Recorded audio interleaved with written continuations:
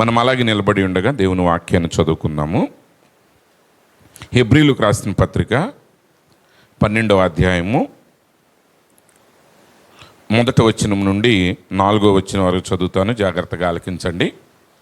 అపోస్తులైన పౌలు హెబ్రీలకు రాసిన పత్రిక 12వ అధ్యాయం 1వ వచనం నుండి 4వ వచనం వరకు. ఇంత గొప్ప సాక్షి సమూహము మేఘము వలె మనలను ఆవరించి ఉన్నందున మనము కూడా ప్రతి భారమును సులువుగా చిక్కులుబెట్టు పాపమును విడిచిపెట్టి విశ్వాసమునకు కర్తయు దానిని కొనసాగించువాడునైన యేసు వైపు చూచుచు మన ఎదుట ఉంచబడిన పందెములో ఓపికతో పరిగెత్తుదుము. ఆయన తన ఎదుట ఉంచబడిన ఆనందము కొరకై అవమానమును నిర్లక్ష్యపెట్టి సిలువను సహించి దేవుని సింహాసనము యొక్క కుడి పార్శ్వమున ఆసీనుడై ఉన్నాడు. మీరు అలసట పడకయు మీ ప్రాణములు విసుకకయు ఉండునట్లు పాపాత్ములు తనకు వ్యతిరేకముగా చేసిన తిరస్కారమంతయు ఓర్చుకొనిన ఆయనను తలంచుకొనుడి. ప్రభు ఈ వాక్య భాగమును దీవించునుగాక. ఆమేన్. కూర్చోనండి. హల్లెలూయా. మహాదేవుడును రక్షకుడైన యేసుక్రీస్తు యొక్క నామంలో మీ అందరికీ నా హృదయపూర్వకమైన శుభాలు తెలియపరుస్తున్నాను. మనం చదవబడిన లేఖన భాగంలో నుంచి యేసు వైపు చూచుచు అనేటువంటి ఒక అంశాన్ని మీ ఎదుట నేను పెట్టాలని ఆశపడుతున్నాను. ప్రియమైన సహోదరి సహోదరులారా, మనం యేసుక్రీస్తునందు విశ్వాసం ఉంచిన తర్వాత మన ప్రయాణము మరి ఒక ప్రాముఖ్యమైన ఒక యాత్రను మనం కలిగి ఉన్నాం. ఆ యాత్రే విశ్వాసపు యాత్ర. ఆ యాత్ర దేని వరకంటే మన యొక్క యాత్ర ఎత్తబాటు అయ్యున్నది. హల్లెలూయా. ఇశ్రాయేలీలు ఐగుప్తు దేశంలో నుంచి విమోచించబడినప్పుడు వారి యొక్క ప్రయాణం ఎక్కడికంటే దేవుడు వాగ్దానం చేసినటువంటి ఆ పాలు తేనెలు ప్రవహించే వాగ్దాన దేశంలోనికి ప్రవేశించటం అనేది వారి యొక్క గమ్యమై ఉన్నది. అయితే ఈరోజు ప్రభు అయిన యేసుక్రీస్తు యొక్క నామములో విశ్వాసం ఉంచి ఆయన యొక్క రక్తములో కడగబడిన మనము మన ప్రయాణం ఏమై ఉన్నదంటే ఎత్తబాటు అయి ఉన్నది. అయితే ఈ ప్రయాణం అనేది మనం అనుకున్నంత సులువుగా ఉండదు. ఎందుకనగా దేవుని ప్రవక్త ఆయన ఏమి సెలవిచ్చారంటే క్రైస్తవ జీవితం అనేది పూల పాన్పు కాదు, అది ఒక యుద్ధ రంగమని ఆయన సెలవిచ్చాడు. అనగా మనం ప్రభువుని విశ్వసించిన తర్వాత, మనం విశ్వాసం ఉంచిన తర్వాత, మనం దేవునితో నడవాలని ఒక నిర్ణయం తీసుకున్న తర్వాత మన జీవితంలో విజయాలు ఉంటాయి, అపజయాలు ఉంటాయి. మన జీవితంలో అనేక సార్లు మనం ఊహించినటువంటి సమస్యలను మనం ఎదుర్కొంటూ ఉంటాం. కాబట్టి ఇలాంటి పరిస్థితులన్నిటి మధ్య మన ప్రయాణాన్ని ముగించి మన గమ్యాన్ని చేరి దేని కొరకైతే మన ప్రయాణాన్ని ప్రారంభించామో ఆ ప్రయాణాన్ని మనం చేరుకోవాలంటే మనం ఎలా చేరుకోగలము? ఇది చాలా ప్రాముఖ్యమైన అంశమై ఉన్నది. ఎందుకనగా చాలాసార్లు సువార్త కూటాల్లో వాక్యాన్ని వినేటప్పుడు ఏం చెప్తామంటే, అమ్మా ప్రభువుని నమ్ముకోండి మీ సమస్యలన్నీ తొలగిపోతాయని చెప్తారు. అది నిజమే. కానీ ప్రభువుని నమ్ముకున్నప్పుడు నీకు తొలగిపోయేది నీ పాపపు సమస్యలు మాత్రమే. కానీ ప్రభువుతో నువ్వు నడవటం మొదలుపెట్టిన తర్వాత దేవుడు నీ బాహ్య జీవితాన్ని మాత్రమే కాదు కానీ ఆయన నీ అంతరంగ జీవితాన్ని కూడా మార్చాలని ఆయన ఆశపడుతున్నాడు. అయితే ఆ మార్పు గుండా మనం ప్రయాణించేటప్పుడు ఖచ్చితంగా మన జీవితంలో మనం ఊహించని పరిస్థితులు ఎదురైనప్పుడు అవి మనల్ని కలవరపెడుతూ ఉంటాయి. అందుకే ఇక్కడ అపోస్తలుడైన పౌలు గారు మనం దేవునితో ఎలా నడవాలి, మన ఎదుట ఉంచబడిన ఆ పందెములో మనం ఎలా గెలవాలి. అయితే మన ఎదుట ఉంచబడిన పందెం నేను చెప్పాను కదా, మరేదో కాదు కానీ ఎత్తబడుటై ఉన్నది. అయితే ఆ ఎత్తబడుట వరకు ఎలా నిలబడగలం, మన మొదటి ప్రేమను చివరి వరకు ఎలా కాపాడుకోగలం, మనకున్న మొదటి విశ్వాసాన్ని చివరి వరకు ఎలా కాపాడుకోగలం, మన యొక్క భక్తిని మనం ఎలా కాపాడుకోగలం అనే విషయాల గురించి అపోస్తలుడైన పౌలు గారు ఏమంటున్నాడంటే, అంతకుముందు అధ్యాయంలో విశ్వాస వీరుల గురించి రాయబడి ఉన్నది. ఎవరి గురించి రాయబడి ఉన్నదండి? విశ్వాస వీరుల గురించి రాయబడి ఉన్నది. హెబ్రీ పత్రిక 11వ అధ్యాయాన్ని చూసినప్పుడు అక్కడ ఆయన మొదలుపెట్టాడు, విశ్వాసం అనేది నిరీక్షించబడ్డ వాటి యొక్క నిజస్వరూపమును అదృశ్యమైనవి ఉన్నవనుటకు రుజువునై ఉన్నది. ఇప్పుడు అదృశ్యమైనవి ఉన్నవి అనటానికి రుజువేంటి? ఈరోజు చాలామంది అడుగుతారు, దేవుడు ఉన్నాడనే రుజువేంటండి అని. దేవుడు ఉన్నాడు అని ఆయన రుజువుపరుచుకుంటున్నాడు. అయితే దాన్ని చూడాలనుకున్నవాడు చూస్తున్నాడు. ఒకవేళ చూడటానికి మనసు లేనివాడు దాన్ని అంగీకరించట్లేదు. ఇప్పుడు గాలి ఉన్నది, గాలిని ఎవరైనా చూస్తారా అంటే ఎవరు చూడలేరు. కానీ అది మన కంటికి కనబడదు, కానీ దాని ప్రభావాన్ని మనం చూస్తూ ఉన్నాం. ఆ గాలి వీచినప్పుడు ఆ చెట్లు అటు ఇటు ఊగుతూ ఉంటాయి. కొన్నిసార్లు గాలి ఎక్కువగా వీసింది అనుకోండి, కొన్ని ఇళ్ళు కూడా లెగిసి వెళ్ళిపోతూ ఉంటాయి. అంటే కనబడని దాని యొక్క అది అక్కడ ఉన్నది అనే దానికి మనకు రుజువు ఏంటంటే అవి చేసే క్రియలే రుజువై ఉన్నది. కాబట్టి నువ్వు దేవునితో నడవటం మొదలుపెట్టినప్పుడు, దేవునితో నువ్వు ఎప్పుడైతే నడవటం మొదలుపెట్టావో అవి కంటికి కనబడేవి కాదు. ఈ విశ్వాస పోరాటంలో అనేక సార్లు భక్తులు కూడా కలవరపడేది ఎక్కడ అంటే, వాళ్ళు ఏదైతే మాట్లాడుతున్నారో, వారు దేని గురించి అయితే ఆలోచిస్తున్నారో, దేని గురించి అయితే వారు పోరాటం చేస్తున్నారో అది కంటికి కనబడేది కాదు. ఆమేన్.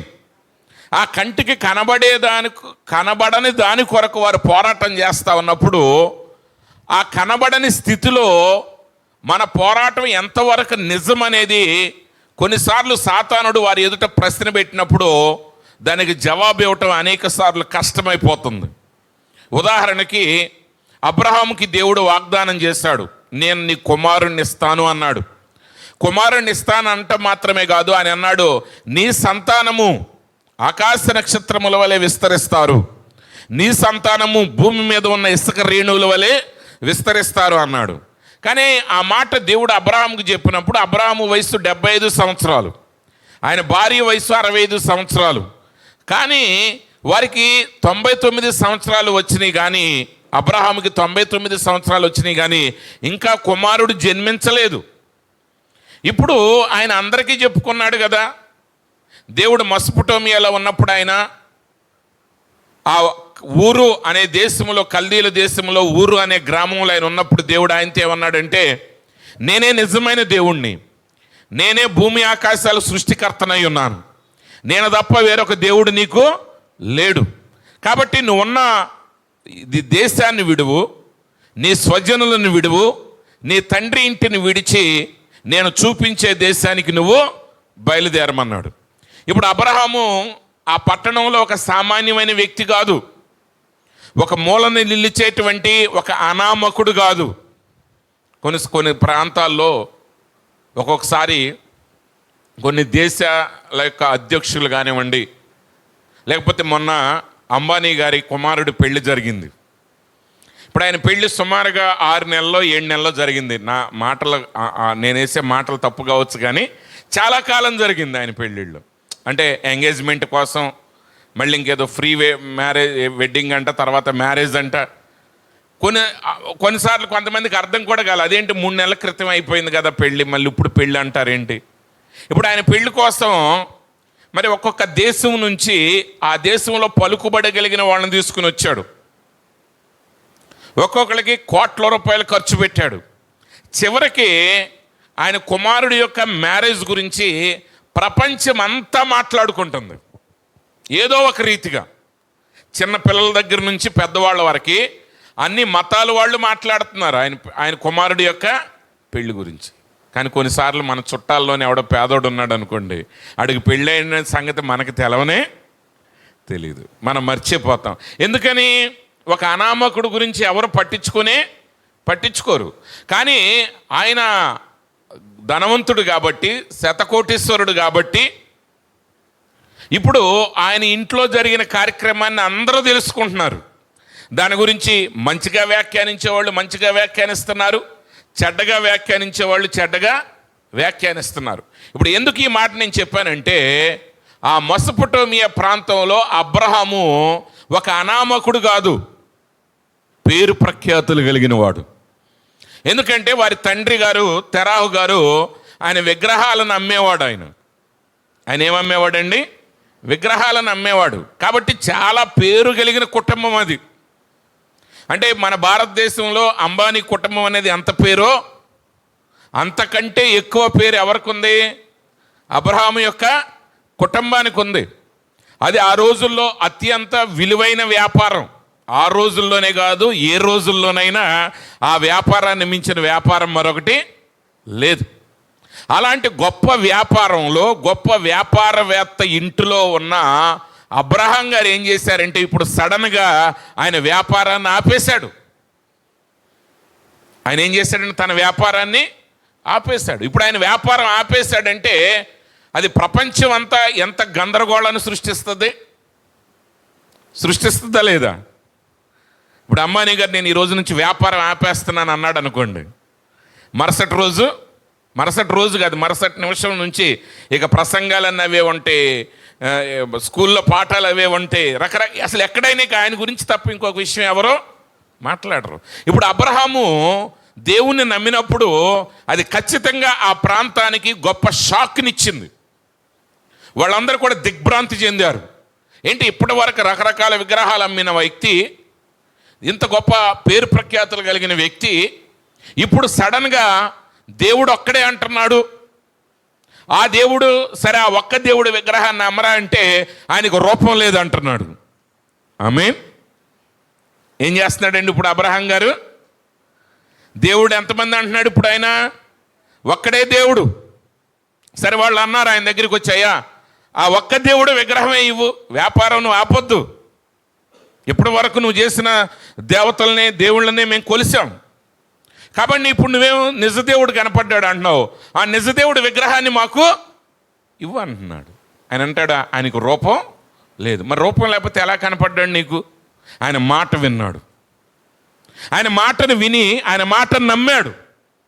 ఇప్పుడు ఆయన నమ్మకం ఏం చేసిందంటే ఆయన క్రియలను మార్చేసరికి అది సమాజంలో గొప్ప అలజడి సృష్టించింది. సరే, కొంతమంది అనుకోవచ్చు సంపాదించిన బోళ్ళంత సంపాదించాళ్లే, శుభ్రంగా చనిపోయే వరకు తిన్నా తరగని ఆస్తి. కొంతమంది సంపాదనలు అలాగే ఉంటాయి, 10 తరాలు తిన్నా తరగని ఆస్తులు ఉంటాయి. అబ్రహాం కూడా అదే ఆస్తులు కలిగిన కుటుంబం ఒకప్పుడు. వాళ్ళు అనుకుని ఉండొచ్చు వీడికి ఏదో పిచ్చెక్కింది అని. అయితే అబ్రహాం అక్కడ తనలా దేవుడు నాకు ఒక కుమారుని ఇవ్వబోతున్నాడు అన్నాడు. అప్పటికి ఆయన వయసు దాటిపోయింది. అయినా సరే ఇప్పుడు అంత గొప్ప వ్యాపారాన్ని విడిచి, అంత గొప్ప పేరు ప్రఖ్యాతులు విడిచి, అంత గొప్ప దేశాన్ని విడిచి ఇప్పుడు అదృశ్యమైన దాని కొరకు వెంబడిస్తున్నాడు అబ్రహాము. ఇప్పుడు అబ్రహాముని అడుగుతున్నారు, దేవుడు కనపడ్డాడు అంటున్నావు, ఓకే, ఒక్కడే దేవుడు అంటున్నావు, ఆయన రూపం ఏది? ఆయన రూపం లేదు, ఆయన అదృశ్యుడైన దేవుడై ఉన్నాడు.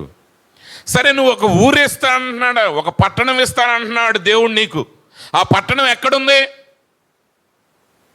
ఆ పట్టణం ఎక్కడుందో కూడా అబ్రహాంకి తెలియదు. దాన్ని చూపించమంటే చూపించలేడు అబ్రహాం. ఎందుకంటే అబ్రహాము వెతికే పట్టణం అది మనుషుల చేత కట్టబడింది కాదు.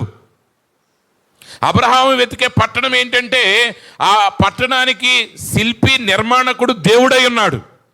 అది అదృశ్యమైన పట్టణమైనది. ఆ పట్టణం మరేదో కాదు, ఈ అంత్యకాలంలో దేవుడు తయారు చేయబోతున్నటువంటి వధువే ఆ పట్టణమై ఉన్నది. కాబట్టి ఆ రోజుల్లో ఆయన పట్టణం అని చెప్పాడు. ఒక దేవుని పట్టణాన్ని, దేవుడు నాకు ఒక పట్టణాన్ని ఇవ్వబోతున్నాడు అని చెప్పాడు. కానీ ఆ పట్టణం కనబడట్లేదు. ఆ పట్టణం కనబడట్లేదు. ఇప్పుడు క్రైస్తవులకి ఏది కావాలన్నా కనబడాలి. క్రైస్తవులకి ఏం కావాలన్నా కనబడాలి. దేవుని ప్రవక్త ఏమని చెప్పాడంటే, ఒక అన్యుడు ఎప్పుడు కూడా దేవుని మాటను విశ్వసించటం ద్వారానే ఏ కార్యాన్నైనా సాధించగలడు అన్నాడు. కానీ మనం యూదుల పద్ధతుల్లోకి వెళ్ళిపోతున్నాం. సరే, దాని గురించి నేను ఖండించట్లేదు. ఎందుకంటే కొన్నిసార్లు విశ్వాసం బలహీనుడు అయినప్పుడు బలహీనుడిని బలహీనంగానే ముందుకు సాగదీయాలి. కానీ ఒక అన్యుడి పద్ధతి ఏంటంటే, యాయీరు తన కుమార్తెను బాగు చేయటానికి యేసు ప్రభు దగ్గరికి వచ్చినప్పుడు యేసు ప్రభు యాయీరుతో అన్నాడు, నేను నీ ఇంటికి వచ్చి నీ కుమార్తెను బాగు చేస్తానన్నాడు. యాయీరు కూడా ఏమన్నాడు, అయ్యా నా కుమార్తె చనిపోవటానికి సిద్ధంగా ఉన్నది, నువ్వు ఇంటికి వచ్చి నా కుమార్తెను బాగు చేయమన్నాడు. కానీ శతాధిపతి యేసు ప్రభు దగ్గరికి వచ్చినప్పుడు అన్నాడు, అయ్యా నా దాసుడు చనిపోవటానికి సిద్ధంగా ఉన్నాడు, వాడు చావ సిద్ధంగా ఉన్నాడు, కాబట్టి నువ్వు వచ్చి నువ్వు నా దాసుడిని స్వస్థపరచమన్నాడు. వచ్చి అనలా, నా దాసుడు చనిపోవటానికి సిద్ధంగా ఉన్నాడు, నా దాసుడిని స్వస్థపరచమన్నప్పుడు యేసు ప్రభు అన్నాడు, నేను నీ ఇంటికి వచ్చి నీ దాసుడిని నేను స్వస్థపరుస్తానన్నాడు. అప్పుడు శతాధిపతి అంటున్నాడు, ప్రభువా నువ్వు నా ఇంటికి రావలసిన అవసరత లేదు, నువ్వు నా ఇంటికి రావటానికి నేను యోగ్యుణ్ణి కాదు, కానీ నువ్వు మాట మాత్రం సెలవివ్వు, నువ్వు ఒక మాట పలుకు, ఎందుకంటే నేను కూడా అధికారమునకు లోబడిన వాడని, నేను కూడా రోమా ప్రభుత్వం యొక్క అధికారానికి లోబడ్డాను, నేను శతాధిపతిని, నా కింద 100 మంది సైనికులు ఉన్నారు, నేను ఒకడిని రమ్మంటే వస్తాడు, ఒకడిని పొమ్మంటే పోతాడు.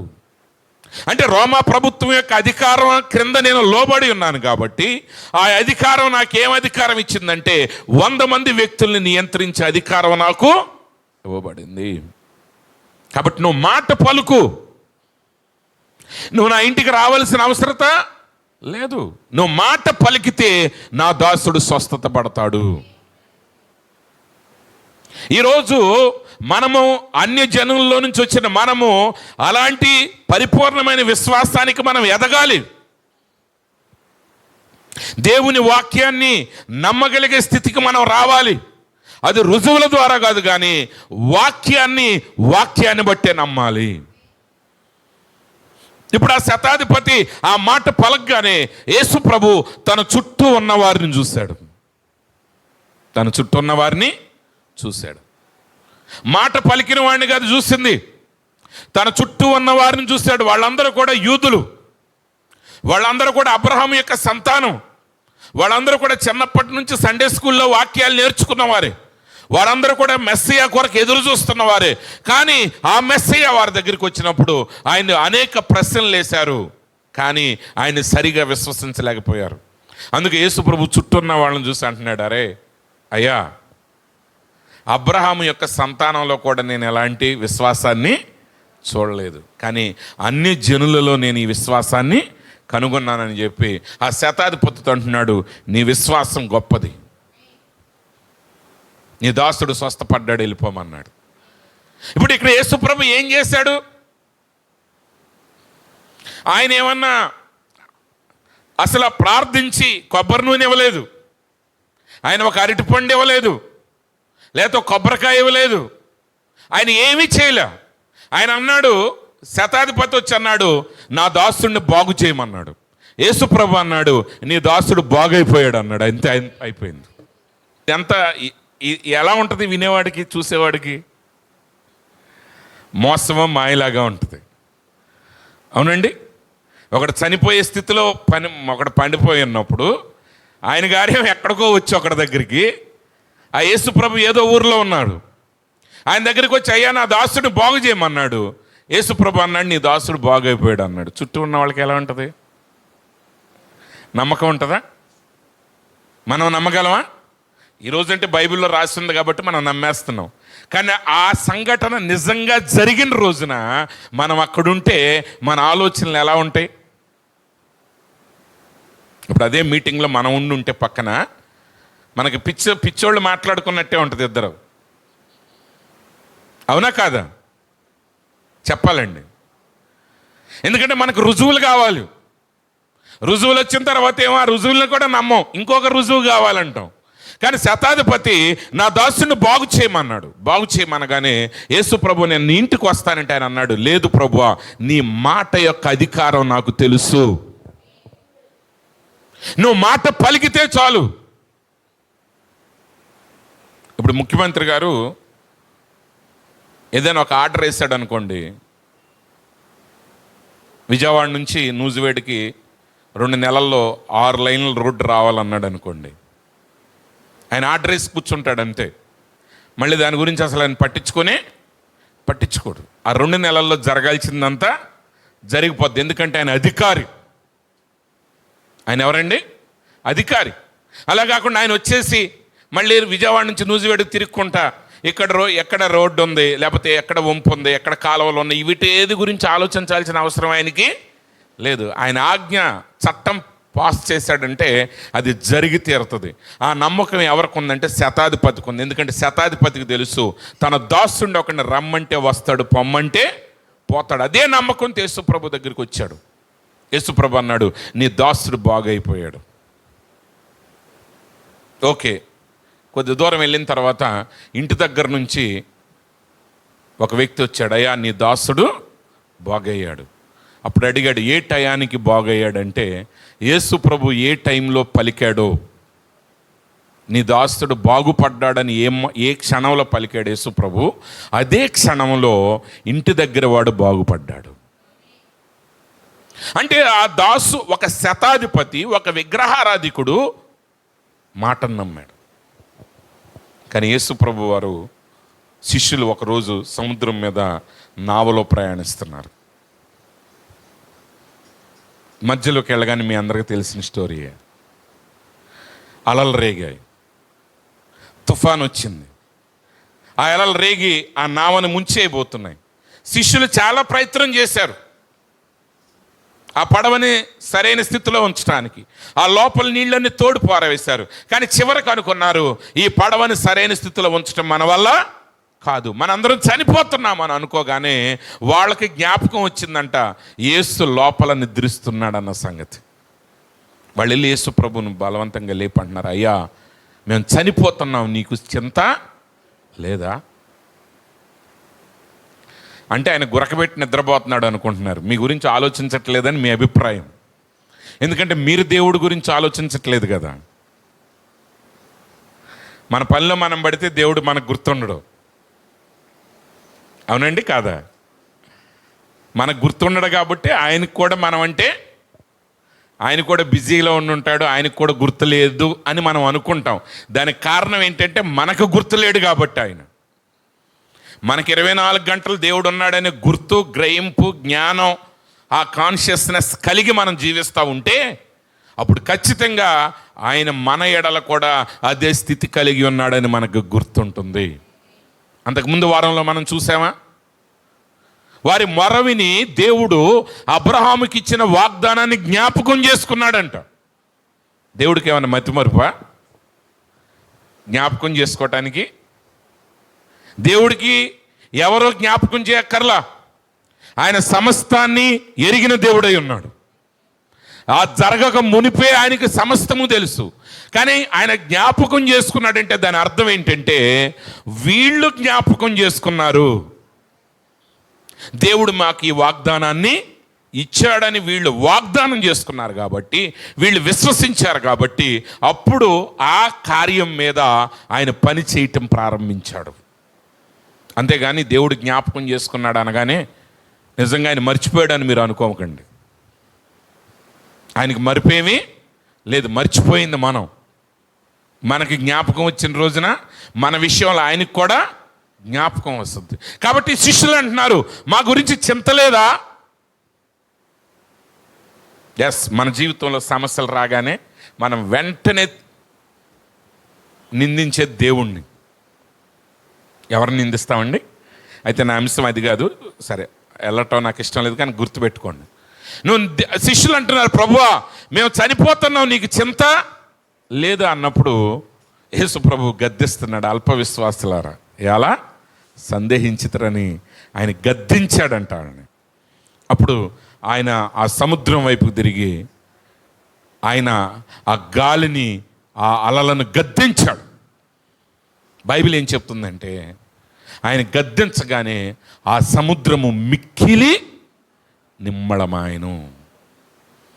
మిక్కిలి నిమ్మళమాయను. అది కాదు అద్భుతం, ఇంతకన్నా మించిన అద్భుతం తర్వాత ఉంది. అందరు ఇక్కడతో ఆగిపోతారు. ఆయన గద్దించగానే పీస్ బి స్టిల్ అన్నాడంట. నిశ్శబ్దం అవునుగా కానగానే అది మిక్కిలి నిశ్శబ్దమైంది. ఈ కంప్లీట్ ఇంక ఏం వినబడట్లా. సముద్రం ఎప్పుడు ఘోషతో ఉంటుంది. మామూలు స్థితిలోనే అది మహాఘోష, అది కొన్ని కిలోమీటర్ల వరకు వినపడతా ఉంటుంది ఆ శబ్దాలు. కానీ ఇప్పుడు సముద్రం మధ్యలో ఉన్నారు, మిక్కిలి నిమ్మళమైంది, పిన్ డ్రాప్ సైలెన్స్. శిష్యులు అనుకుంటున్నారంట ఈయన ఎవరో కానీ గాలియు సముద్రం కూడా ఈయనకి ఏం చెప్పాలి వీళ్ళని? అంటే ఈయన ఎవరో అనే ప్రత్యక్షత, పరిపూర్ణమైన ప్రత్యక్షత ఇంకా వీళ్ళకి సంపూర్ణంగా రాలా. ఆయన దేవుడని నమ్మారు, ఆయన ఒక ప్రవక్త అని నమ్మారు, ఆయన ఒక మెస్సియా అని నమ్మారు, లేకపోతే శిష్యులు ఆయన కోసం ఎంతో త్యాగం చేసి వచ్చారు కాదండి.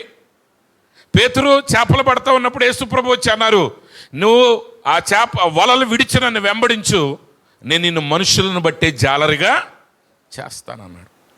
యోహాను గారు వలలు బాగు చేస్తున్నాడంట.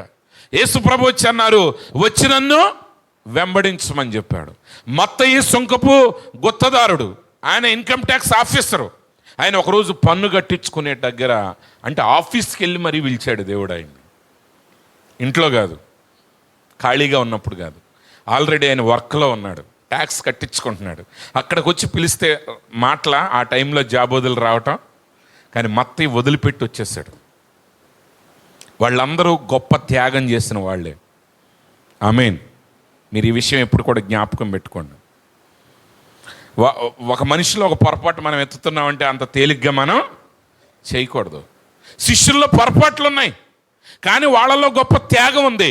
కానీ ఇంకా సరైన ప్రత్యక్షత వాళ్ళకి రాలా.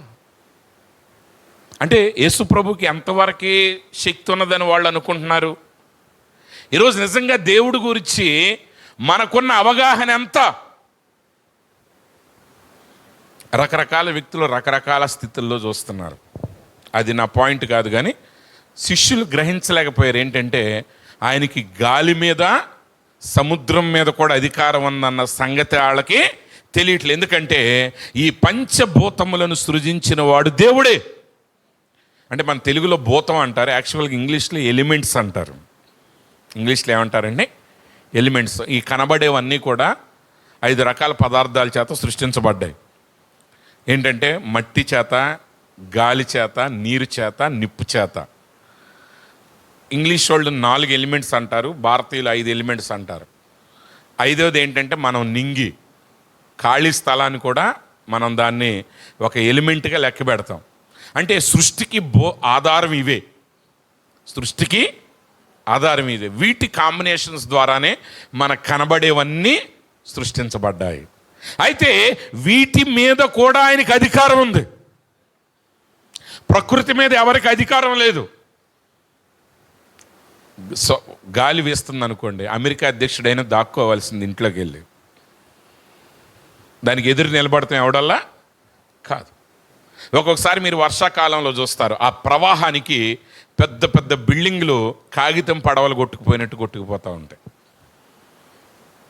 అవునండి.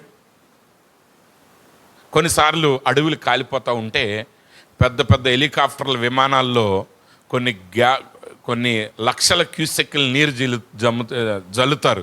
అయినా ఆ మంట ఆర్పటం ఎవడి వల్ల కాదు. అంటే ఈ సృష్టి యొక్క మూలకాలని ఆపటం ఏ రాజు వల్ల కానీ, ఏ అధికారి వల్ల కానీ, ఎవడి వలన కాదు.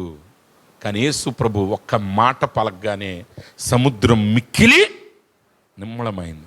కానీ వాళ్ళకి అర్థం కాల, ఏంటినా ఈయన మాటకి సముద్రం కూడా లోబడుతుంది. కానీ శతాధిపతి ఏమన్నాడు, ప్రభువా నువ్వు మాట పలుకు చాలు,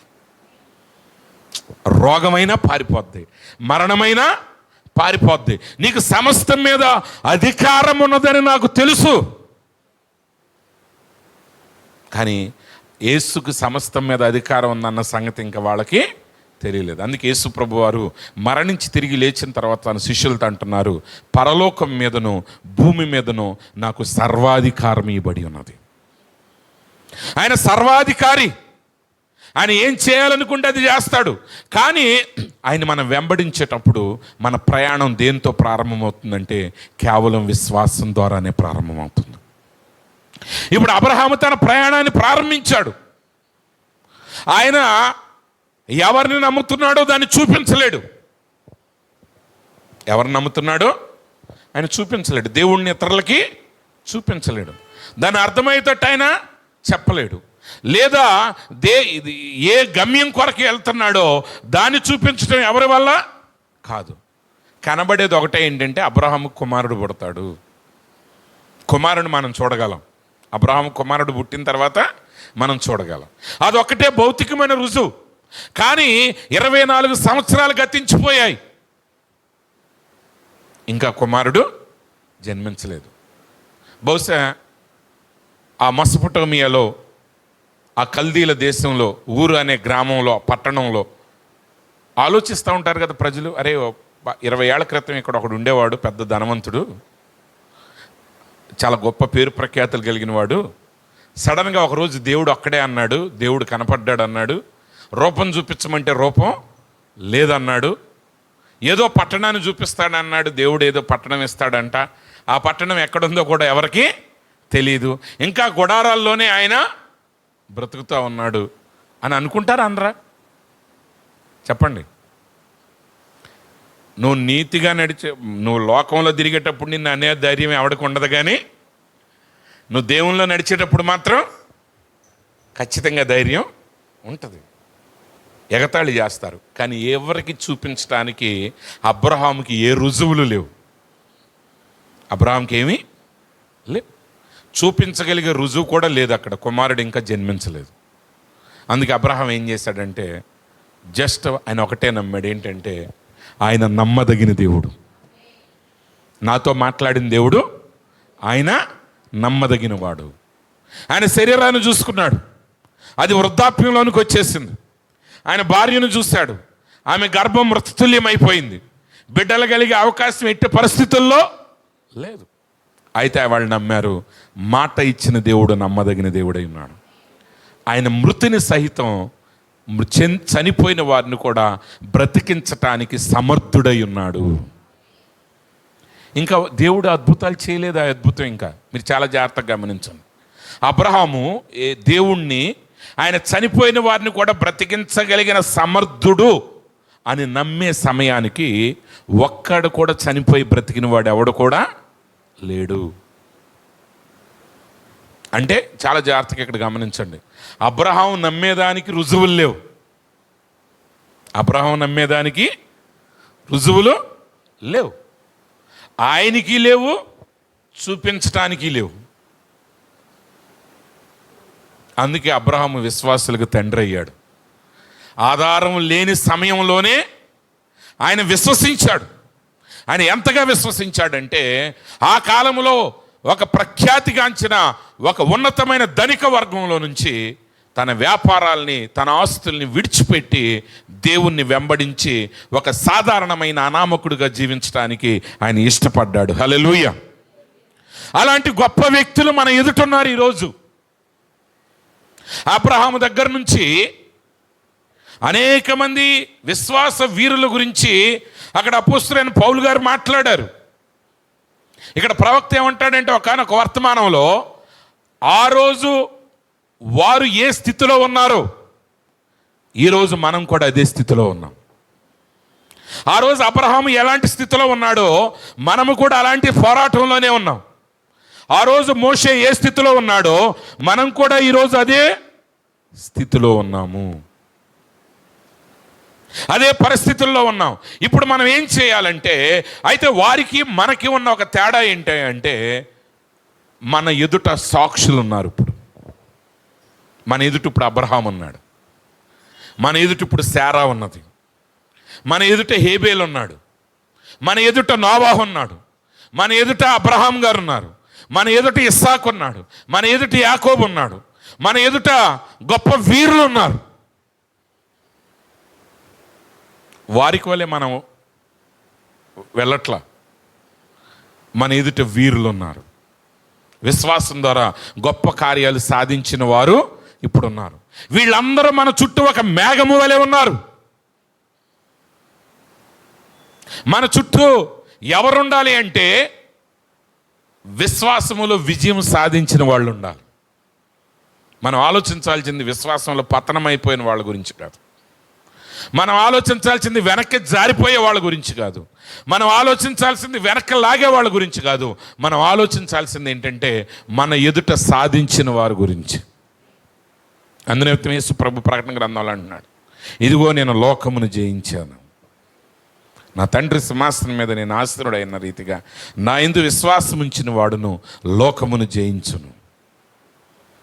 ఇప్పుడు దేవుడు ఆయన సమస్తాన్ని జయించాడు. ఇప్పుడు మన ఎదుట భక్తులు జయించారు. ఇవన్నీ ఇప్పుడు మనకు ఒక సాక్షి సమూహం, ఒక మేఘము వలె మనల్ని ఆవరించి ఉండగా, ఇప్పుడు ఆ గొప్ప ఎత్తబాటు కొరకు మన విశ్వాస యాత్రను మనం ప్రారంభిస్తున్నాం. అయితే ఈ యాత్రలో మనం ఏం చేయాలి?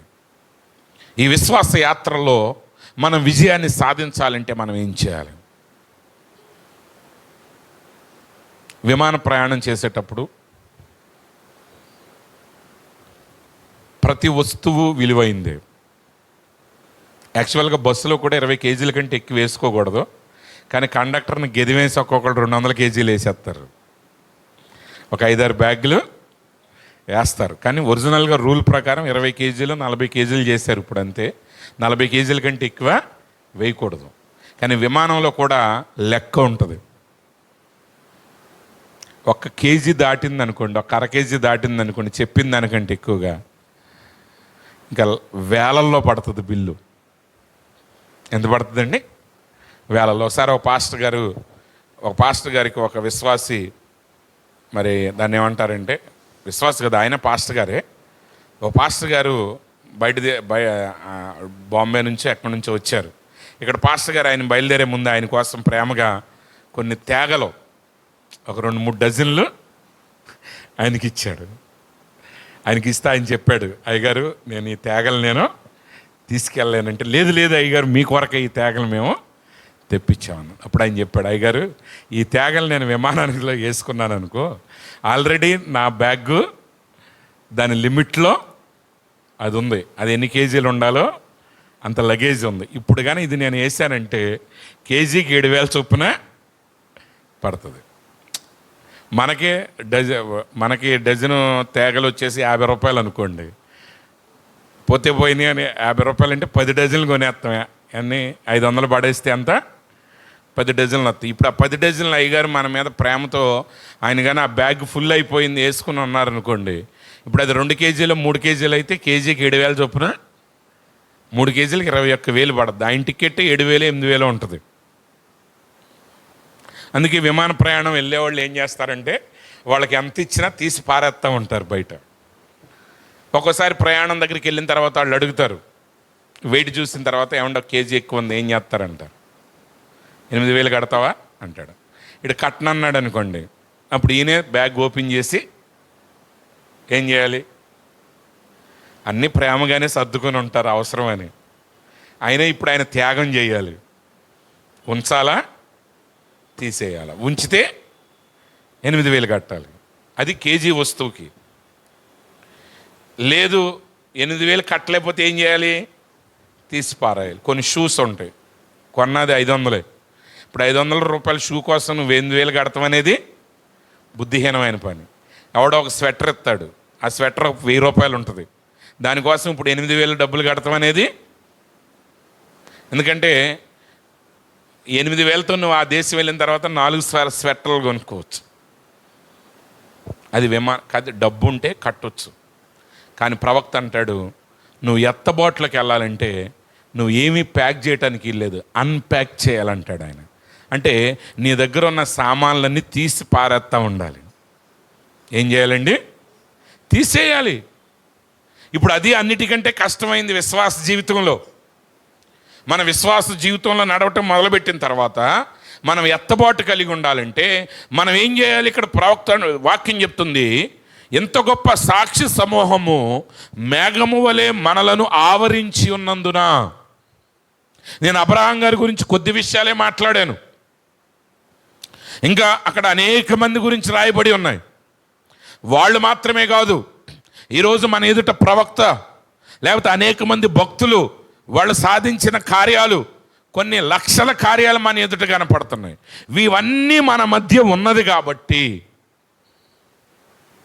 ఇప్పుడు మన ప్రయాణం కూడా విశ్వాస ప్రయాణమే. మనం సాధించబోయేది లోకానికి కనబడదు, దాన్ని లోకానికి చూపించలేము. మీరు బాగా అర్థం చేసుకోండి. మీరు యేసు ప్రభువుని ఎప్పుడైతే నమ్మటం మొదలుపెట్టారో మీరు లోకానికి అన్నిసార్లు రుజువుపరచగలను అని మీరు అనుకోవద్దు. ఎందుకంటే అది లోకానికి రుజువుపరచగలిగేది కాదు. ఒకవేళ నువ్వు రుజువుపరచడానికి ప్రయత్నించినా వాళ్ళు దాన్ని గ్రహించరు. లాజర్ చనిపోయి తిరిగి లేస్తే ఆ కాలపు మత నాయకులు ఏం చేశారంట? లాజర్ను చంపటానికి ప్రయత్నం చేశారంట. ఎవరిని చంపటానికండి? లాజర్ను.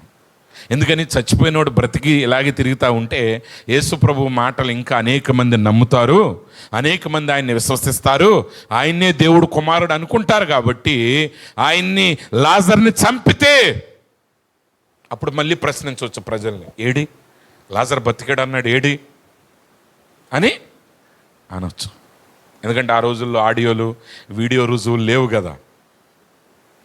ఉన్నాయా? లేవు. కాబట్టి ఏదో ఒకటి చేయొచ్చు, చంపడానికి ప్రయత్నించారు. కాబట్టి ఇప్పుడు మనం ఏం చేయాలి? ఇలాంటి గొప్ప సాక్షులు మన మధ్య ఉన్నారు, వాళ్ళు మన చుట్టూ ఉన్నారు. ఇప్పుడు మనం చేయాల్సిన పని ఏంటంటే, మనము కూడా, అంటే ఇప్పుడు ఆ సాక్షి మేఘము వలె ఆవరించిన ఆ సాక్షి సమూహాలు వారు ఎలా విజయం సాధించారో వారిలో మనం కూడా ఒకటిగా ఉండాలి. అంటే వారితో పాటు మనం కూడా ఉండాలి. అంటే ఆ గొప్ప ఎత్తబాటులో మనం కూడా ఉండాలి. అంటే ఇప్పుడు మనం ఏం చేయాలి? మనము కూడా ప్రతి భారమును, ప్రతి బరువును తీసేయాలి. ఏం తీసేయాలండి? ప్రతి బరువుని తీసేయాలి. యేసుప్రభు అదే అన్నారు, ప్రయాసపడి భారం వచ్చిన సమస్త జనులారా నా యుద్ధకు రండి, నేను మీకు విశ్రాంతిని ఇస్తాను. నా కాడి సులువైనది. ఈరోజు మన జీవితంలో మనం మోసే వాటిలో అనేక అక్కర్లేని భారాలే మోస్తున్నాం. ఈరోజు మనుషులు నలిగిపోయేది వాళ్ళ మీద దేవుడు పెట్టిన భారాలకు కాదు, వాళ్ళు పెట్టుకున్న భారాలకి, లోకం పెట్టిన భారాలకి. ఈరోజు ప్రజలను సంతోషపెట్టే విషయాల్లో, ఏదో లోకంలో తమ స్టేటస్ను చూపించుకునే విషయంలో, ఏదో లోకానికి కనబడే విషయాల్లో, ఏదో లోకంలో ఏదో పేరు తెచ్చుకోవాలనే విషయాల్లో ఎంతో ఆతురతబడి కలిగి జీవిస్తున్నారు. వాళ్ళు దేవుని గురించి ఆలోచించట్లా, వాళ్ళ గురించి ఆలోచించట్లా, లోకం గురించి ఆలోచిస్తున్నారు, లోకం యొక్క స్టేటస్ గురించి ఆలోచిస్తున్నారు. కానీ గుర్తుపెట్టుకో, లోకానికి నీ గురించిన శ్రద్ధ ఏమాత్రం లేదు. లోకానికి నీ గురించిన శ్రద్ధ ఏమాత్రం లేదు. అది ఎన్నో రోజులు గుర్తుపెట్టుకోదు. నువ్వు గొప్ప సాధించినా నీ గురించి మాట్లాడేది ఒక్కపోటే, నువ్వు పతనమైనా నీ గురించి మాట్లాడేది ఒక్కపోటే. వాళ్ళ పనుల్లో వాళ్ళు ముందుకి సాగిపోతారు. ఒకసారి ఒక రైల్వే స్టేషన్లో పెద్ద యాక్సిడెంట్ అయింది. ఎవరో బాంబులు పెట్టారు, 2 ట్రైన్లు పేలిపోయినాయి, కొన్ని వందల మంది చచ్చిపోయారు. మరుసటి రోజు యథావిధిగా రైళ్లు తిరుగుతున్నాయి, ప్రయాణాలు సాగుతున్నాయి. దాని గురించి క్యాప్షన్ ఏంటంటే, మా దేశస్తులు చాలా ధైర్యం కలిగిన వాళ్ళు. ధైర్యం కాదు, ఎవడ పని ఆడితే. అక్కడ ధైర్యం ఏముంది? నష్టం నీకు జరిగితే నువ్వు ఆగుతావు, ఎవడికో నష్టం జరిగితే నువ్వు ఆగుతావా? అనవసరమైన భారాలు తీసేయండి. లోకం ఏమనుకుంటుందో, మనుషులు ఏమనుకుంటున్నారో అనే ఆలోచన నువ్వు కలిగి ఉంటే నువ్వు ముందుకి సాగలేవు. నువ్వు దేవునిలో సాగాలంటే ప్రతి భారాన్ని విడవాలి. అందుకే దేవుడు అబ్రహాముని అందరినీ విడిచిరారా అంటే, అబ్రహాం గారు ఏం చేశారంటే ఆయనతో పాటు లోతుని తీసుకొచ్చాడు. లోతు భార్యకి, వాళ్ళిద్దరికి లోకం మీద ప్రేమ. వాళ్ళిద్దరికి దేని మీద ప్రేమ అండి? లోకం మీద ప్రేమ. దానికంటే ముందు ఇంకొక చిన్న విషయం చెప్తానేనండి. యోనా గారు తర్షీషు వెళ్ళటానికి ఓడ ఎక్కినప్పుడు సముద్రం మధ్యలోనికి వెళ్ళిన తర్వాత గొప్ప తుఫాను వచ్చింది. గొప్ప తుఫాను వచ్చినప్పుడు వాడవారు చేసే మొదటి పని ఏంటంటే, ఎంత విలువైన సామానైనా సరే ఎత్తి అవతల పాడేస్తారు. సముద్రంలోకి ఏం చేస్తారండి? అందుకే మీరు ఏ వస్తువునైనా సముద్రం మీద పంపించేటప్పుడు గుర్తుపెట్టుకోవాల్సిన ఫస్ట్ రూల్ ఏంటంటే, తేడా వస్తే అది ఎంత విలువైన దాన్నైనా పారవేస్తారు. అంతే. వాళ్ళు సామాన్ అంతా పాడేశారు. ఎందుకు? తమ ప్రాణాలు కాపాడుకోవటం. దాన్ని అక్కడ పెట్టండి. ఇప్పుడు లోతు భార్య అబ్రహాముని వెంబడిస్తున్నారు. దేవుడు అబ్రహాముని ఆశీర్వదించాడు, అబ్రహాముతో ఉన్నందుకు లోతును ఆశీర్వదించాడు. చివరికి వాళ్ళ ఆస్తి అంట కలిసి నివసించటానికి చాలనంత అయింది. ఆస్తి ఎంత అయిందండి? కలిసి నివసించడానికి చాలనంత. కానీ అబ్రహాముకి వాగ్దానం ఉన్నది, లోతుకి వాగ్దానం లేదు. దేవుడు పిలిచింది అబ్రహాముని. ఆ పిలుపు లోతుకు నేరుగా లేదు, కానీ అబ్రహాము యొక్క మాటను విశ్వసించి లోతు ప్రయాణాన్ని సాగించాడు. కానీ వాళ్ళకి పరలోక పట్టణం మీద ప్రేమ ఉంది, కనబడే సొదొమ గొమొర్రా మీద ప్రేమ ఉంది. వీళ్ళకి ఎలా ఉంటుందంటే బ్రతికినంతకాలం సొదొమలో బతకాలి, చనిపోయిన తర్వాత పరలోక పట్టణానికి వెళ్ళాలి. అంటే భూమి మీద లోకాన్ని అనుభవించాలి, భూమి మీద లోకాన్ని అనుభవించి మరణించిన తర్వాత పరలోక పట్టణంలో ప్రవేశించాలి. అది అసాధ్యం. కానీ నేను అనుకుంటాను, ఆయనకి ఆస్తి ఎక్కువైనప్పుడు ఏం చేయాలి? ఆయన లోతు తన ఆస్తిని తగ్గించుకోవాలి, తన ఆస్తిని తగ్గించుకోవాలి, తన వ్యాపారాన్ని తగ్గించుకోవాలి. దేవునికి అడ్డుగా ఉన్న కార్యాల నుంచి ఆయన తనను తగ్గించుకోవాలి. కానీ ఆయన ఏం చేశాడంటే ఆస్తి ఎక్కువ అవటం వలన అబ్రహాముతో నివసించడానికి కుదరక అబ్రహాము నుంచి వేరైపోయి లోకం వైపు తిరిగాడు. ఈరోజు ప్రతి భారం, అన్నెసరీ వెయిట్స్ని మనం మోస్తున్నాం. ఆ ముళ్ళ పొదల్లో పడిన విత్తనం మంచిదే, నేల మంచిదే, ఆ విత్తనం మొలకెత్తింది, ఆ చెట్టు ఎదుగుతూ ఉన్నది. కానీ ఆ ముళ్ళ పొదలు ఏం చేసినాయి అంటే ఎదిగే చెట్టుని అణిచివేశాయి. చెట్టు పైకి వెళ్తుంది, కానీ ముళ్ళ పొదలు కిందకి నొక్కుతున్నాయి. ఏంటి ఆ ముళ్ళ పొదలు అంటే ఐహిక విచారాలు, అంటే ఇహలోక సంబంధమైనవి. అనేక మంది మనుషులకి ప్రజెంటు ఇహలోకం మీదే, భూమి మీదే ఎంత పేరు, ఎంత ప్రఖ్యాతి, ఏదో ఒక రీతిగా ఈ భూమి మీద పేరు తెచ్చుకోవాలనుకుంటున్నారు. కానీ ప్రభు అంటున్నాడు, వాళ్ళు మృగప్రాయులు అనే సంగతి వాళ్ళకి తెలియదు. వాళ్ళు భూములకి పేర్లు పెట్టుకుంటారంట, కానీ ఎంతకాలం ఉంటాడాడు? అలెగ్జాండర్ గారు ఒక 100 ఎకరాలు కొనుక్కున్నాడు. అలెగ్జాండర్ ది గ్రేట్ అని, అలెగ్జాండర్ ది గ్రేట్ గార్డెన్స్ అని పెట్టుకున్నాడు. 100 ఏళ్ళ తర్వాత ఆయన చచ్చిపోయిన తర్వాత రేపు కొన్నవాడు ఆడి పేరు ఉంచుతాడు, అలెగ్జాండర్ పేరు. ఆ బోర్డు బారేసి ఇడి పేరు పెట్టుకుంటాడు. అందుకే వేమన్ గారు చెప్పాడు ఎప్పుడు, భూమి నాది అని భూమి పక్కున నవ్వు. ఎందుకంటే భూమి నీది కాదు, దేవుడిది అది. ఆయన వేదాంతం చెప్పాడు. ఆయన ఉద్దేశం ఏంటంటే నీ భూమి అనుకుంటున్నావు, ఒకప్పుడు అలెగ్జాండర్ నాదనుకున్నాడు, అంతకు ముందోడు నాదనుకున్నాడు అంటాడు ఆయన. కానీ బైబిల్ చెప్తుంది భూమి దేవునిది, భూమియు దాని నివాసులను ఆయనవే, భూమియు దాని సంపూర్ణతయు ఆయనదే. కానీ ఆ భూమిని ఆయన ఏం చేశాడంటే మానవులమైన మనకి నివాస స్థలంగా ఇచ్చాడు. ఈ భూమి మీద మనం నివసిస్తున్నాం, ఈ భూమి మనదే, కానీ ఈ భూమి మనకిచ్చింది దేవుడై ఉన్నాడు. అది మనం గుర్తుపెట్టుకుంటే మనం నివసించాల్సింది శాశ్వత కాలం భూమి మీద కాదు. మనం శాశ్వత కాలం నివసించాల్సింది ఎవరిలోనంటే ఈ భూమిని సృష్టించిన దేవునిలో. అందుకే అబ్రహాం ఏం చేశాడంటే ఈ భౌతికమైన పట్టణాలను విడిచి ఆ అదృశ్యమైన పట్టణం కొరకు ఆయన ఎదురు చూస్తున్నాడు. ఆ అదృశ్యమైన పట్టణం కొరకు తన ప్రయాణాన్ని ప్రారంభించాడు. ఆ ప్రయాణంలో ఆయన ముందుకు సాగేటప్పుడు ఏం చేశాడంటే ప్రతి భారాన్ని తీసివేశాడు.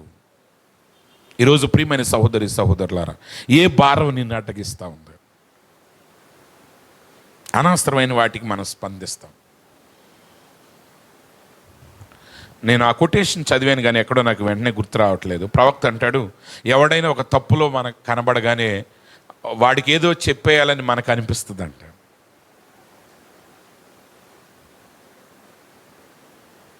ఇప్పుడు ఇక్కడ ఎవరైనా ఒక ఆమె పూలు పెట్టుకుని వచ్చింది అనుకోండి, ఒక సంఘంలో నగలు పెట్టుకోరు, ఆభరణాలు ఉండవు అనుకోండి. ఆ సంఘంలో ఒక అమ్మాయి పూలు పెట్టుకుని వచ్చింది అనుకోండి, ఇక అందరి మైండ్ ఆ అమ్మాయి పూలు ఎందుకు పెట్టుకొచ్చింది.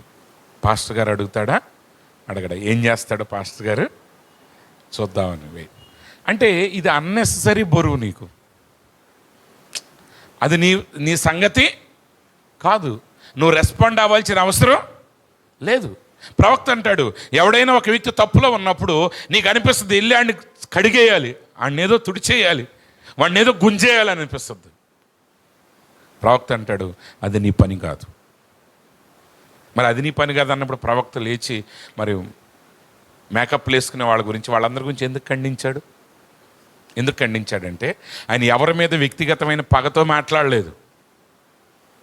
ప్రవక్త అంటాడు నా బాధ్యత సువార్తను బోధించటం. అది వాక్యం బోధించాడంతే.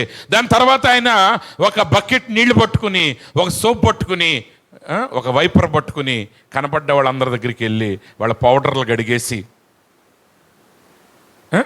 వాళ్ళ లిప్స్టిక్స్ అన్నీ తుడిచే పని ఆయన పెట్టుకోలే. వాక్యాన్ని ప్రకటించాడు. ఆయన పని ఆయన ముందుకి ప్రభువులో సాగిపోయాడు. ఏ భారం ఆయన మీద లేదు. ఈరోజు ఆమె మనం చూస్తే నవ్విందనే ఒక భారం ఉంటుంది మనకి, కొన్నిసార్లు నవ్వలేదని భారం ఉంటుంది.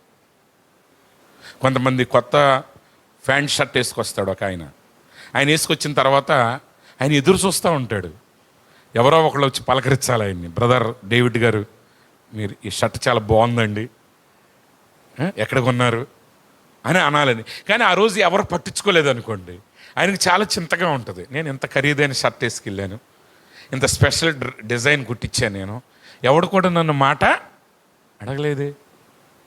అంటే ఇక ఆ వారం అంతా ఆయన ఆ బరువే అయింది. ఇంకా ఆయనకి తిన్నదే గుర్తొస్తుంది, మాట్లాడినదే గుర్తొస్తుంది, వ్యాపారం చేసేటప్పుడు అదే గుర్తొస్తుంది. అక్కర్లేని బరువుతో ఆయన కృంగిపోతూ ఉంటాడు. ప్రియమైన సహోదరి సహోదరులారా, నీది కాని బరువు నీది పెట్టుకోవద్దు. ఎందుకంటే మనం ఎత్తబడటానికి ప్రయాణిస్తున్నాం. ప్రవక్త అంటాడు I'm not packing my baggage but I'm unpacking my baggage because I'm going to rapture. నేను సామాను సర్దుకోవట్లేదు, అంటే మన భాషలో చెప్పాలంటే నేను మూట కట్టుకోవట్లేదు, మూటని విప్పదీస్తున్నా. ఏం చేస్తున్నాడండి? మూటని విప్పదీస్తున్నా. నేను ఎప్పుడు చెప్తాను చూడండి, బ్రహ్నం గారి యొక్క పరిచర్యలో ఆయన చేసింది 1200 ప్రసంగాలు మాత్రమే రికార్డెడ్. ఎంతండి? 1200 ప్రసంగాలు మాత్రం. ఆయన 30 ఏళ్ళు 40 ఏళ్ళ నుంచి 1947 సంవత్సరం నుంచి అక్టోబర్ 1965 సంవత్సరం డిసెంబర్ వరకు ఆయన చేసిన ప్రసంగాలు కేవలం 30 ఏళ్లలో, అంటే 28 సంవత్సరాల్లో 1200 ప్రసంగాలు చేశాడు. ఈరోజు ఒక సంవత్సరంలో 1200 ప్రసంగాలు చేసే పాస్టర్లు ఉన్నారు. ఎన్ని ప్రసంగాలు చేసే పాస్టర్లు ఉన్నారండి? ఒక సంవత్సరానికి 1200 ప్రసంగాలు చేసే పాస్టర్లు ఉన్నారు. మరి ఆయన 27 సంవత్సరాల్లో 1200 ఎందుకు చేశాడు? ఆయన పిలిచేవాళ్ళు లేక కాదు, ఆయన కోసం రాజులు ఎదురు చూశారు. ఆయన కోసం రాజులు ఎదురు చూశారు. కానీ ఆయన సమయాన్ని మనుషుల మీద పెట్టాలి, నేను ఇన్ని సంఖ్య చెప్పాలనే దాని మీద పెట్టలేదు. కానీ ఆయన సమయం అంతా దేవునితో గడపటం మీద పెట్టాడు. నేనేదో గొప్ప పాస్టర్ని, నేనేదో గొప్ప ఎవాంజలిస్ట్ని, నేనేదో గొప్ప ప్రవక్తని అని ఆ బరువు ఆయన మీద పెట్టుకోవాలా. ఈరోజు కూడా నీ మీద బరువు పెట్టుకో. మాకు నేను పలానా అనే బరువు నువ్వు పెట్టుకున్నావు అనుకో, నువ్వు పెట్టుకున్న బరువే నిన్ను చంపేస్తుంది. దాన్ని ఇంగ్లీష్లో ఏమంటారంటే డెడ్ వెయిట్ అంటారు. ఒక వంతెన కట్టేటప్పుడు ఆ వంతెన మీద వెళ్ళే వాహనాల బరువును లెక్కేస్తారు. ఒక వంతెన కట్టేటప్పుడు ఆ వంతెన బరువు ఎంత ఆపాలంటే దాని మీద ఒక 100 లారీలు ఒకేసారి వెళ్తున్నాయి అనుకోండి, ఒక్కొక్క లారీలో 10 టన్నులు ఉన్నాయి అనుకోండి, ఆ 100 × 10 1000 అంటే 1000 టన్నుల బరువు ఆపాలి. అది ఎన్ని టన్నులు బరువు ఆపాలండి? 1000 టన్నులు బరువు ఆపాలి. తర్వాత గాలి వాన కొన్ని ఆ లెక్క ఉంటుంది, దాని బరువు ఆపాలి. ఇప్పుడు దానితో పాటు బ్రిడ్జి బరువును కూడా ఆపుకోవాలి. అది ఏంటండి? ఇప్పుడు లెక్కేసేటప్పుడు ఓకే 1000 టన్నులు లారీల బరువు, గాలి వాటానికి గాలిలు విసిరినప్పుడు ఒక 100 టన్నుల బరువు, 1100 టన్నుల బరువు నిలబెట్టే స్తంభాలు కట్టాడు అనుకోండి, అది ఊడిపోద్ది. ఎందుకంటే కట్టిన తర్వాత ఈ బ్రిడ్జికి కొంత బరువు ఉంటుంది, ఆ బరువుతో కూడా లెక్కేయాలి. ఆ బ్రిడ్జి బరువుని ఏమంటారంటే డెడ్ వెయిట్ అంటారు. ఏమేటండి? Dead wait. డెడ్ అంటే మరణం. దాని అర్థం కదలంది అని అర్థం తెలుగులో, వాళ్ళ భాషలో కానీ ఇంకొక అర్థం ఏంటంటే డెడ్ వెయిట్ అంటే మరణపు బరువు. ఈరోజు మనం ఏదో అనే ఒక బరువును మనం పెట్టుకుంటే అది మనల్ని చంపేస్తుందే కానీ అది మనల్ని ముందుకి సాగనీయదు. నువ్వు దేవునిలో నడవాలంటే నేను ఫలానా అనే స్థితి నీలో ఉంటే నువ్వు దేవునిలో నడవలేవు. నికోదేము గారికి దేవుని గురించి అర్థం కానప్పుడు ఆయన నేనేదో గొప్పవాడిని అనుకోలేదు, కానీ ఆయన తనను తాను తగ్గించుకుని యేసు ప్రభు దగ్గరికి వచ్చాడు. శతాధిపతి ఆయన గొప్ప అధికారి. అంటే శతాధిపతి ప్రజెంట్ మన దేశం యొక్క భాషలో చెప్పాలంటే ఆయన ఎస్పీ గారు, కమిషనర్ ఆఫ్ పోలీసు. అయినా సరే అంత హోదాను తగ్గించుకుని తన పనివాడి కొరకు, తన దాసుడు కొరకు, తన ఇంట్లో పనిచేసేవాడి కొరకు ఒక ఎస్పీ ర్యాంక్ ఆఫీసరు ప్రార్థనకి వెళ్ళాడు. అంతేగాని నేను ఎస్పీ గారిని 10 మంది పాస్టర్లు పిలిపించండి ప్రార్థన చేస్తారు మా ఇంటోడు మా దాసుడి కోసం అని ఆయన అనలా. ఎందుకంటే ఆయన బరువేం పెట్టుకోలే. ఆయన శతాధిపతి అనే గ్రహింపు ఉంది, అధికారం ఉంది, కానీ ఆ గర్వం లేదు ఆయనకి. మీకు అర్థమవుతుందండి? ఆయన శతాధిపతి అని తెలుసుకున్నాడు కాబట్టి యేసు ప్రభుతో అంటున్నాడు నేను కూడా అధికారానికి లోబడిన వాడిని, నేను ఒకడు రమ్మంటే వస్తాడు, ఒకడు పొమ్మంటే పోతాడు అన్నాడు. కానీ నేను అధికారిని కదా, నేను ఎంత గొప్ప వ్యక్తిని కదా, నా ఇంట్లో పనిచేసే ఒక పనుడి కొరకు నేనెందుకు వెళ్ళాలి అనే గర్వం ఆయనలోనికి రాలా. ఆ గర్వమే డెడ్ వెయిట్. ఆ గర్వం నీలోకి వచ్చినప్పుడు నువ్వు ఎగరలేవు. పావురానికి 2 రెక్కలు కట్టేస్తే ఎగురుద్ది, అది ఎగరదు. పావురాలు కొన్నవాళ్ళు ఏం చేస్తారంటే కొంతకాలం దాన్ని అలవాటు చేయడానికి దానికి రెక్కలకి దారాలు కడతారు. అది ఎగరగలదు కానీ ఎగరలేదు, ఎందుకంటే అది బంధించబడింది. ఈరోజు నువ్వు ఎత్తబోటు కలిగి ఉండాలంటే అన్నిటి మీద ప్రేమ వదిలిపెట్టేయాలి, లోకం మీద ఆపేక్షలు వదిలిపెట్టేయాలి. ప్రవక్త అంటాడు నువ్వు దేనికి కట్టబడ్డావో ఆ కట్లన్నీ తెంచివేయి. ఒక కార్టూన్ చదువుతాను నేను ఒకప్పుడు. ఆ కార్టూన్ ఏంటంటే కొంతమంది భక్తులు ఎత్తబడటానికి సిద్ధంగా ఉంటారు, భక్తిలో నడుస్తారు, ఎత్తబడే సమయం వస్తుంది. వాళ్ళు ఎత్తబడేటప్పుడు ఆ రోజే కారు కొనుక్కొని వస్తాడు ఆయన, కానీ వచ్చిన రోజే ఎత్తబడితే ఎట్టగా? ఆయన ఆ స్టీరింగ్ పట్టుకుని అట్లాగే ప్రభువా నేను ఎత్తబడాలనుకున్నాను కానీ ఈ టైంలో కాదు ప్రభువా అంటే. ఇప్పుడు కొత్త కారును వదిలి ఆయన వెళ్ళలేకపోతున్నాడు. కొంతమంది కొత్త ఇల్లుని వదిలి వెళ్ళలేకపోతూ ఉంటారు. కానీ ఎత్తబడటమే వాళ్ళ ప్రయాణం, వాళ్ళ గమ్యం, వాళ్ళ లక్ష్యం. కానీ తెలియకుండానే వాళ్ళు భారాల్లో ఇరుక్కుపోయారు. ఈరోజు అలాంటి భారాలు మన జీవితంలో నుంచి మనం తొలగించుకోవాలి. అన్నెసరీ థింగ్స్ వదిలేయండి. కొంతమంది అంటారు అయ్యగారు, అప్పుడప్పుడు నా దగ్గరికి వచ్చి కొంతమంది చెప్తూ ఉంటారు అయ్యగారు అసలు మీరు ఏం ఒకరోజు నేను ఒక చోట ప్రసంగం చేశాను.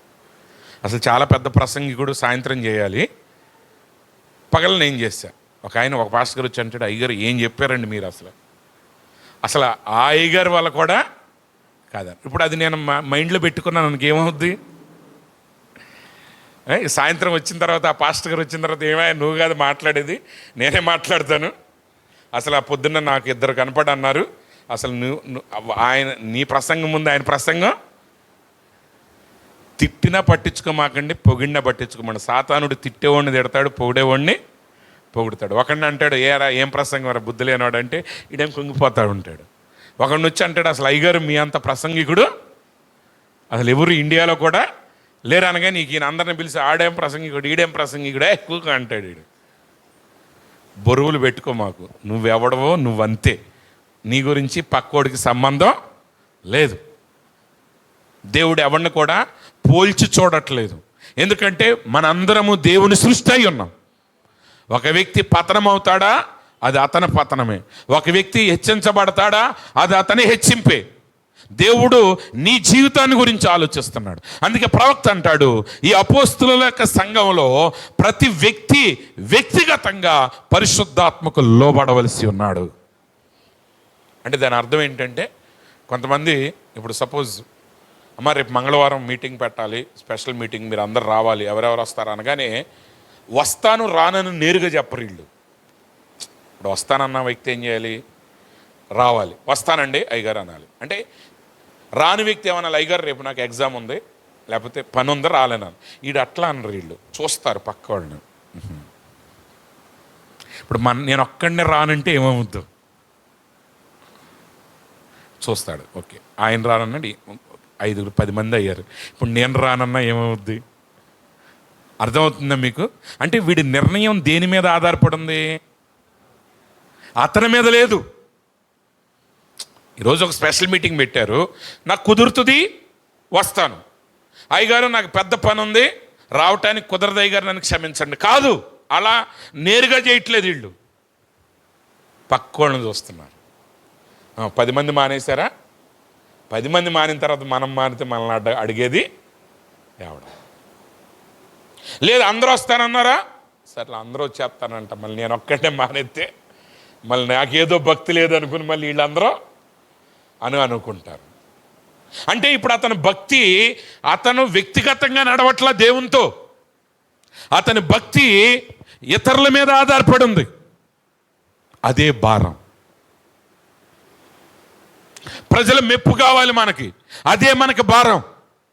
కాబట్టి ప్రతి భారమును విడవండి, సులువుగా చిక్కులు పెట్టే ప్రతి పాపమును విడిచిపెట్టండి. ఇప్పుడు మనం ఎలా విడవాలి? మన ఎదుట ఉంచబడిన పందెములో ఓపికతో పరిగెత్తాలి. ఇది మనం చేయాల్సిన పని.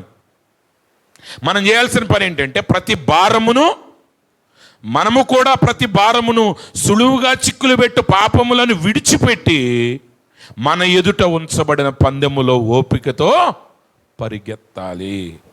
ఇది అసలు ఇంగ్లీష్లో, అంటే ఇంగ్లీషు తెలుగులోకి వచ్చేసరికి ఏమవుద్దంటే కొన్ని పదాలు ఆ వచనం నుంచి ఈ వచనంలోకి, ఈ వచనం నుంచి ఆ వచనంలోకి అర్థమయ్యేటట్టు పెట్టాలి, తప్పు కాదు.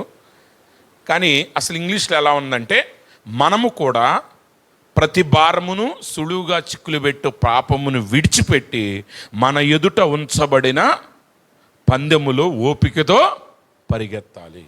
మన ఎదుట ఉంచబడిన పందెం ఏంటి? ఎత్తబడుట. ఆ ఎత్తబడుట్ల కొరకు నువ్వు వెళ్ళాలన్నప్పుడు నీ పక్కవాడిని దాటి కాదు నువ్వు వెళ్ళాల్సింది. ఆ బహుమానం అనేది నీ ఒంటరి ప్రయాణం. అయితే ఎలా పరిగెత్తగలం? ఎలా పరిగెత్తగలం అంటే అక్కడ బైబిల్ ఏం చెప్తుందంటే, విశ్వాసమునకు కర్తయు దాని కొనసాగించువాడునైన యేసు వైపు చూచుచు. అంటే నీ చూపు ఎవరి మీద ఉండాలి? మన విశ్వాసానికి కర్త, దానిని కొనసాగించేవాడు ఎవరంటే యేసు. ఇప్పుడు మనం యేసును చూడాలి. ఎవరిని చూడాలండి? యేసయ్యను చూడాలి. యేసయ్య లోకానికి కనబడడు, యేసు లోకానికి అర్థం కాడు. ఎందుకంటే యేసుని వాళ్ళు ఎన్నడూ గ్రహించలేదు. కానీ యేసుని ఇప్పుడు మనం ఎలా గ్రహించామంటే వాక్యం యొక్క ప్రత్యక్షత ద్వారా గ్రహించాం. ఆ ప్రత్యక్షపరచబడిన వాక్యం ద్వారా మనం జీవించటం ప్రారంభించాలి. ఈ వాక్యాన్ని మనం ఎలా నెరవేర్చగలం? ఈ వాక్యాన్ని అంతా మనం నెరవేర్చాలంటే ఒక్కొక్క అక్షరం చదివితే మన వల్ల కాదు. కానీ ఈ వాక్యం యొక్క సారాంశం యేసుక్రీస్తు. వాక్యం యొక్క సారాంశం ఎవరండి? యేసుక్రీస్తు. ఒకసారి ఒక పిల్లవాడంట తండ్రి ఏదో పని చేసుకుంటా ఉంటే చిన్నపిల్లవాడు బాగా విసిగిస్తున్నాడంట. పిల్లవాడు విసిగిస్తుంటే వాళ్ళ నాన్న ఏం చేశాడంటే ఒక ప్రపంచ పటాన్ని తీసి ఆ పటాన్ని కొన్ని ముక్కలు చేశాడంట.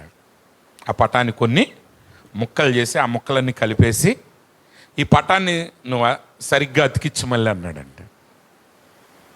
అన్నసరికి ఆ తండ్రి ఉద్దేశం ఏంటంటే ఇది రోజుకి వీడికి అవదో దీన్ని అతికించడం. ఎందుకంటే ప్రపంచ పట్టం ఎంతమందికి వచ్చు? ఇప్పుడు ఇండియా పట్టం చూసి బెంగళూరు ఎక్కడ, కలకత్తా ఎక్కడ గుర్తుపెట్టమంటేనే మనకు కష్టం. అయితే ఆ పిల్లవాడు 10 నిమిషాల్లో దాన్ని తీసుకొచ్చాడంట. ఆ పిల్లవాడు దాన్ని 10 నిమిషాల్లో తీసుకొస్తే తండ్రి ఆశ్చర్యపోయాడంట. అసలు ఈ యొక్క మ్యాప్ పెట్టడం నా వల్లే అవదో, మరి వీడు అసలు 10 నిమిషాలు ఎట్ట చేశాడు అని ఆ కుమారుని అడిగాడంట. కుమారుడా, నువ్వు ఎంత త్వరగా దీన్ని ఎలాగూ చేయగలిగావంటే అప్పుడు అన్నాడంటే, ఈ ప్రపంచ పటం వెనకాల ఆడికి ఇష్టమైన ఒక క్రికెటర్ ఫోటోనో ఒక ఫుట్బాల్ ఆడేవాడి ఫోటోనో ఉందంట. ఆ ఫోటోని అతికిస్తూ ఉంటే ప్రపంచ పటం వచ్చేసింది. ఈరోజు ఎత్తబోట్ అనేది యేసును మనం చూస్తూ ఉంటే యేసు మరెవరో కాదు, వాక్యమే. ఆమేన్. ఆది యందు వాక్యం ఉండెను, వాక్యము దేవుని యొద్ద ఉండెను, ఆ వాక్యమే కృప శరీరధారి అయి కృపా సత్య సంపూర్ణుడిగా మన మధ్య నివసించను. అంటే యేసు మన మధ్య తిరుగుతూ ఉన్నప్పుడు ఆ యేసు మరి ఎవరో కాదు, వాక్యమే యేసు. ఆయన మాట వాక్యం, ఆయన క్రియల వాక్యం, ఆయన తలంపుల వాక్యం, ఆయన ఏది చేశాడో ఆయన చేసిన ప్రతి పని వాక్యమే. ఆయన ఒకరిని గద్దించాడా, అది వాక్యమే. ఒకరిని ప్రేమించాడా, అది వాక్యమే. ఆయన నిద్రించాడా, వాక్యమే. భుజించాడా, వాక్యమే. ఆయన ఏది చేసినది వాక్యమై ఉన్నది. కాబట్టి ఇప్పుడు ఈ వాక్యం అంతటిని మనం ఎలా నెరవేర్చగలమంటే యేసు వైపు చూస్తూ, ఆయన ఎలా జీవించాడో అది చూస్తూ, ఆయన వైపు చూసినప్పుడు మనం ఏమవుతుందంటే మనము మన పందెములో ముందుకు సాగలం. ఆయన ఎలా చేశాడు? ఆయన తన ఎదుట ఉంచబడిన ఆనందము కొరకై అవమానమును నిర్లక్ష్య పెట్టి సిలువను సహించి. అబ్రహాం కూడా అవమానాన్ని నిర్లక్ష్య పెట్టాడు. నీవు అవమానాన్ని తోసేయటం నీకు కుదరకపోతే నీ జీవితంలో ముందుకు సాగలేవు. ఎవడో ఏదో అన్నాడని కూర్చుంటే నువ్వు ముందుకు సాగలవా? అరే అబ్రహాం గడికి పిచ్చి పట్టిందిరా. ఏమండి, భారతదేశంలోనే ఒక ధనవంతుడు సడన్గా వ్యాపారాన్ని మానేస్తాడు, పిచ్చెక్కింది అంటారా అనరా? ఒక రీజన్ లేకుండా, కనబడకుండా నాకు దేవుడు కనపడ్డాడు అని అంటే వాడిని పిచ్చోడు అంటావా అనమా? ఒకటి 50,000 సంపాదించే ఉద్యోగాన్ని వదిలిపెట్టి 30,000 ఉద్యోగానికి దిగి వాడు ప్రార్థనకు వెళ్తున్నాడు అనుకోండి, ఆయన పిచ్చోడు అంటారా అనరా? ఇప్పుడు ఆదివారం పని వదిలేసి ఆదివారం కూడా వెళ్తే ఎక్కువ జీతం వస్తుంది. ఆదివారం వెళ్ళాలని దాన్ని వదిలేసి ఒకటి వెళ్తుంటే ఆ పని చేసే వాళ్ళందరూ వీడు బయటకు వచ్చేసిన తర్వాత అక్కడ ఉన్న వాళ్ళందరూ వీడిని మంచోడు అంటారా, పిచ్చోడు అంటారా? నువ్వు దేవుని కొరకు నడిచే ఏ విషయంలోనే నేను పిచ్చోడే అంటారు. మా పెద్దబాబుని కాలేజీలో జాయిన్ చేసినప్పుడు ఆయన ప్రిన్సిపల్ గారు చెప్పారు, ఏమంటే ఆదివారం కూడా క్లాసులు ఉంటే ఖచ్చితంగా రావాలి. అప్పుడు నేను అన్న, ఆదివారం మాకు చర్చ్ ఉంటుందండి, మా అబ్బాయి రాడు. అప్పుడు ఆయన అన్నాడు, మీ అబ్బాయిని ఆదివారం పంపించకపోతే మీ అబ్బాయి మార్కుల గురించి, ర్యాంకుల గురించి నన్ను అడగద్దు. మా అబ్బాయికి తక్కువ మార్కులు ఎందుకు వచ్చినాయి, మా అబ్బాయికి తక్కువ ర్యాంక్ ఎందుకు వచ్చిందని అని అడగొద్దు అన్నాడు. నేను అడగను అన్న, ఎప్పుడు నేను వెళ్ళలేదు ఆయన్ని. సరే వచ్చిన మార్కులు వచ్చినాయి, మంచి మార్కులే వచ్చినాయి అంటే ఇప్పుడు ఆయన దృష్టిలో నేను ఎలా ఉంటాను? ఆ ప్రిన్సిపల్ గారు ఏమనుకుంటాడు? పిల్లోడు చదువు చెడగొడుతున్నాడు అనుకుంటాడు, అనుకోడు. ఇప్పుడు ఆయనకి అన్ని ఫస్ట్ క్లాస్ డిస్టింక్షన్స్ వచ్చినాయి కాబట్టి సరిపోయినాయి. ఆయనకి రాలేదనుకోండి, పక్కన వాళ్ళు ఏమంటారు? అనవసరంగా ఆదివారాలు కోసం ఏదో ప్రార్థనలు అంట, ప్రార్థనలు నీళ్ళే వెళ్తున్నారు, ఎవడు వెళ్ళట్లేదా అని అంటారా అనరా? నువ్వు దేవునితో నడిచే ప్రతి పనికి నిన్ను మెచ్చుకునేవాడు ఒక్కడైనా ఉంటాడో లేదో కానీ నిన్ను తిట్టేవాడు 100 మంది ఉంటారు. ఆమేన్. ఇప్పుడు యేసు మనకేంటి మాదిరి? అబ్రహామే కాదు, యేసు ప్రభు కూడా ఆయన మనల్ని రక్షించడం కోసం అవమానాన్ని నిర్లక్ష్య పెట్టాడు. వాటి గురించి ఆలోచించలా, వాటి గురించి పట్టించుకోలా, ఎవరో ఏదో అన్నారని ఆయన ఆలోచన చేయలేదు. కానీ ఆయన ఎదుట ఏ గురిని కలిగి ఉన్నాడో ఆ గురి నెరవేర్చడానికి అవమానాన్ని నిర్లక్ష్య పెట్టాడు. ఈరోజు నువ్వు దేవునిలో నడిచేటప్పుడు నిన్ను అవమానించేవారు ఉంటారు. యేసుప్రభు అంట, వాక్యం అంట. కొన్నిసార్లు మీరు పనికి వెళ్తారనుకోండి, మీరు పని మానేసి వచ్చేసారు, మీ యజమానులు వాళ్ళందరూ మాట్లాడుకుంటారు, మా వాడు వెళ్ళిపోయాడు సీమోని వాళ్ళ ప్రార్థన అంట. ఏంటో కనబడని దేవుడు అక్కడ ఎవడో ఉండడో, వాక్యం అంట, ఏదో ప్రార్థన అంట. ఏం వాక్యం అది? వాక్యం అంటే ఏంటి? ఏం వాళ్ళకి అర్థం కాదు. వాళ్ళు మాట్లాడే ఎగతాళులు వేరుగా ఉంటాయి. వాళ్ళు నిన్ను ఎగతాళిగా మాట్లాడతారు, నిన్ను అవమానంగా మాట్లాడతారు. ఎందుకంటే నువ్వు మాట్లాడేది ఏది కనబడేది కాదు, అది నువ్వు చూపించగలిగేది కాదు. కానీ అది నీ ఆత్మకు తెలుసు. నువ్వు దాన్ని విశ్వసించావు, నువ్వు దాని కొరకు నడుస్తున్నావు. ఈరోజు ఇప్పుడు కూడా అంటున్నారు, 3 మేకలు పీక్కోలే ఆయనోడు కోసం అంటే ఆయన ఎందుకు పీక్కోలేదు 3 మేకలు అనేది అది నీకు నాకు తెలుసు. ఆయన నిజంగా బాధలు పడటం ఆయనకి ఇష్టమే లేకపోతే ఆయన అసలు ఈ భూమి మీదకి రావాల్సిన అవసరమే లేదు. ఆయన ఆకాశంలో ఉండి పరలోకం నుండి ఒక మాట పలికితే ఇక్కడ భూమి నెరలు విడిచేది. భూమి నెరలు విడిస్తే కోరాహు, దాతాను వారి కుటుంబం అంతా మింగివేయబడలేదా? ఆయనకి ఏదో దిగి రావాలా? ఆయన ఏదో దూతలను పంపాలా? ఆయన ఈ భూమి మీదకి ఎందుకు వచ్చాడంటే నశించిపోయిన నిన్ను నన్ను రక్షించడానికి వచ్చాడు. అది నీకు నాకు మాత్రమే తెలుసు. ఆ తెలవని వాళ్ళు ఆయన అవమానపరిచినప్పుడు ఆయన స్పందించలేదు. నిర్లక్ష్య పెట్టాడు. ఈరోజు నువ్వు ఏదైనా సాధించాలి అంటే దేవునిలో ముందు అవమానాన్ని నిర్లక్ష్య పెట్టడం నేర్చుకోండి. మిమ్మల్ని పొగిడేవాళ్ళు ఉండరు, మిమ్మల్ని తిట్టేవాళ్లే ఉంటారు. నువ్వు ఎంత మంచి పని చేసినా ఖచ్చితంగా దాన్ని ఎలా అవమానపరచాలో సాతానుడికి తెలుసు, వాడి దూతలకే తెలుసు. కానీ అవమానాన్ని ఆయన నిర్లక్ష్య పెట్టాడు. ఈరోజు మీరు కూడా ప్రభువుతో నడిచేటప్పుడు మీరు ఎత్తబడాలంటే మీరు నేర్చుకోవాల్సిన పాయింట్ ఏంటంటే, మొదటి పాయింట్, ప్రతి భారాన్ని పక్కన పెట్టాలి. ప్రతి భారం, ఏ బరువు మీద పెట్టుకోమాకండి. సులువుగా చిక్కులు పెట్టే పాపం నుంచి మీరు దూరం కండి. ఇప్పుడు మీరేం చేస్తారంటే అవమానాన్ని నిర్లక్ష్య పెట్టండి, బాధను సహించండి. బాధను ఏం చేయాలండి?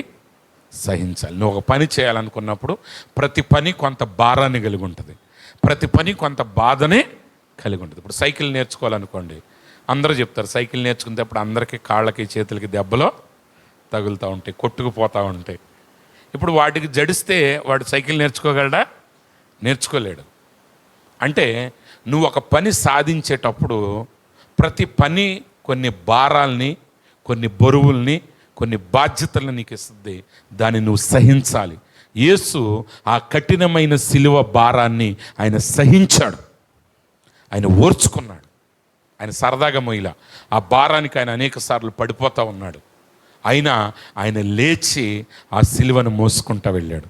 అందునిమిత్తం యేసు ప్రభు అన్నాడు, ఎవడైనా నన్ను వెంబడించగోరిన ఎడల అతడు తనను తాను తృణీకరించుకుని. అసలు నువ్వు లోకాన్ని కాదండి తోసేయాల్సింది, నిన్ను నువ్వే తోసేసుకోవాలి.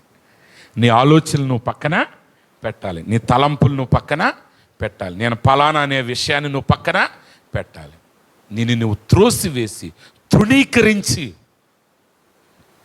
నేను మరలా ఈ పాయింట్ చెప్తున్నాను, ఆయన అవమానాన్ని నిర్లక్ష్య పెట్టాడు. నిజంగా ఎవరైనా నిన్ను అవమానపరిచినప్పుడు అది ఇంకా నీకు జ్ఞాపకం ఉందంటే నువ్వు ముందుకు సాగలేవు. నువ్వు వెంటనే సిలువ దగ్గరికి వెళ్ళాలి, నువ్వు వెంటనే ప్రార్థించాలి, ప్రభువా ఈ అవమానాన్ని నేను స్పందించకూడట్లేదు, ఇది నా దగ్గర నుంచి తీసివే. ఆ విడుదల దొరికే వరకే నువ్వు ప్రార్థన చేయటం నేర్చుకో. ఎందుకంటే అవమానాన్ని నువ్వు నిర్లక్ష్య పెట్టకూడదు, ఆ అవమానాన్ని లక్ష్య పెట్టకూడదు, కానీ ఆ అవమానాన్ని నువ్వు నిర్లక్ష్య పెట్టాలి. నీ శ్రమని నువ్వు సహించాలి. దేవుని సింహాసనం యొక్క కుడిపార్శ్వమున ఆసీనుడై ఉన్నాడు. యేసు కుడిపార్శ్వమున ఎలా ఆసీనుడయ్యాడు? ఆయన అవమానాన్ని నిర్లక్ష్య పెట్టాడు, శ్రమని సహించాడు. ఈరోజు నువ్వు కూడా ఎత్తబడి ఆయనతో పాటు ఆయన సింహాసనం మీద నువ్వు ఆసీనుడు కావాలంటే నువ్వేం చేయాలంటే ప్రతి భారమును విడిచిపెట్టాలి. సులువుగా చిక్కులు పెట్టే ప్రతి పాపమును నువ్వు విడిచిపెట్టాలి, అవమానాన్ని నిర్లక్ష్య పెట్టాలి, శ్రమని సహించాలి. ఈ పని ఎలా చేయగలవు? ఈ పని మనం చేయాలంటే ఆ యేసును చూస్తూ, ఆయన్ని చూసినప్పుడే ప్రతి భారాన్ని నువ్వు తీసివేయగలవు. ఆయన్ని చూడగలిగినప్పుడే ప్రతి పాపాన్ని నువ్వు తీసివేయగలవు. ఆయన్ని చూడగలిగినప్పుడే ప్రతి అవమానాన్ని నిర్లక్ష్య పెట్టగలవు. ఒక దైవజనుడి సాక్ష్యాన్ని నేను విన్నాను, మొత్తం చెప్పను కానీ చిన్న మాట చెప్తాను. ఆయన కొంచెం ధనికుల కుటుంబం నుంచి వచ్చాడు. ఆయన యేసు ప్రభువుని నమ్మినప్పుడు కుటుంబం ఆయన్ని ఇంట్లో నుంచి వెళ్ళగొట్టిందంట. కట్టుబట్టలతో బయటికి వచ్చాడు.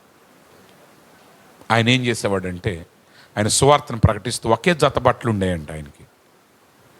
ఆయన ఏం చేసేవాడంటే ఆ బట్టలు ఉతికి ఆ నది పక్కన కాలువ పక్కన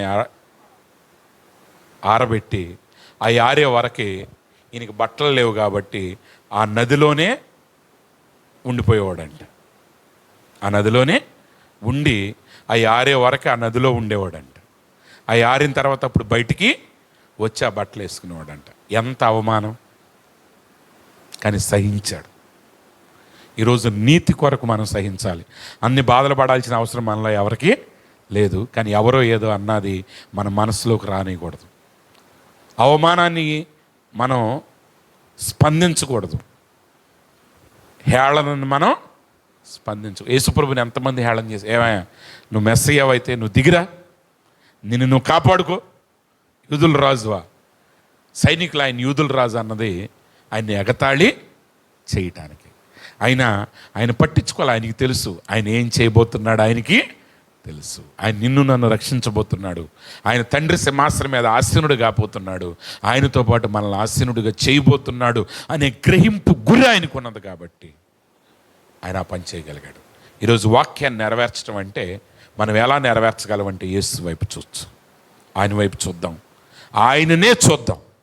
ఎందుకంటే మనం నడిపించేవాడు ఆయనే, మన గమ్యము ఆయన. ఒక పాట ఉంటుంది, ఆ పాట నేను పాడలేను కానీ ఆ పాట ఏంటంటే, యేసే నా జీవిత నాయకుడు, నన్ను నడిపించే నావికుడు, తీరము చేరనని భయమే లేదు, ఎందుకంటే నా జీవిత గమ్యం యేసే. హల్లెలూయా. అంటే నీ నాయకుడు ఆయనే, నావికుడు ఆయనే, నీ గమ్యము ఆయనే, నిన్ను తీసుకెళ్ళేది ఆయనే.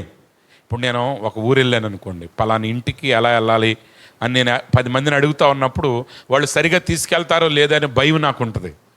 కానీ ఒకవేళ ఆ ఇంటి వ్యక్తే నాకు కనపడ్డాడు అనుకోండి, ఇంక నేను ఆలోచించాలా? అక్కర్లేదు. ఎందుకంటే యేసే మనల్ని నడిపించేవాడు, మన గమ్యము యేసే.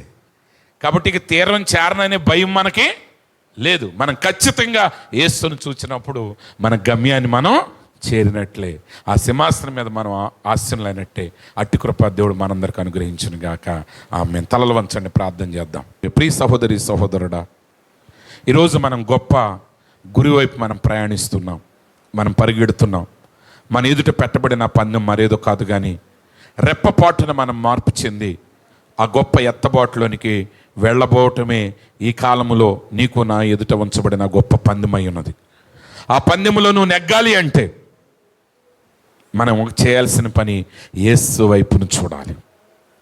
మన చుట్టూ ఉన్న సాక్షుల్ని మనం చూసాం, ప్రేరేపించబడ్డాం, కానీ వారు కాదు నీకు విజయాన్ని ఇచ్చేది. నీకు విజయాన్ని ఇచ్చేది ప్రభు అయిన యేసుక్రీస్తు మాత్రమే. నువ్వు ఆయన వైపు చూసినప్పుడు మాత్రమే ప్రతి భారాన్ని నువ్వు తొలగించుకోగలవు. సులువుగా చిక్కులు పెట్టే ప్రతి పాపం నుంచి నిన్ను నువ్వు దూరం చేసుకోగలవు. ఆయన వైపు చూడు, ఎందుకంటే నీలోనికి వచ్చిన విశ్వాసానికి కారణం ఆయన అయి ఉన్నాడు. ఈరోజు నువ్వు విశ్వాసంలో ఉన్నావా? ఆ విశ్వాసాన్ని నీలో ప్రారంభించిన వాడు ఆయనే, దాన్ని కొనసాగించువాడు, దాన్ని ముగించువాడు ఆయన అయి ఉన్నాడు. ఆయన వైపుకు నువ్వు చూడు. ఆయన ఎలా అవమానాన్ని నిర్లక్ష్య పెట్టాడో, సహించాడో, నువ్వు కూడా అవమానాలను నిర్లక్ష్య పెట్టు. సాతాను నిన్ను ఎప్పుడు అవమానించడానికి ప్రయత్నిస్తాడు, నిన్ను కృంగదీయటానికి వాడు ప్రయత్నిస్తాడు. నువ్వు మంచివాడు కాదు అనేటట్లుగా వాడు చేస్తాడు. నాకు ఇక నిరీక్షణ లేదు అన్నట్టుగా వాడు నిన్ను చేసేవాడు అయి ఉన్నాడు.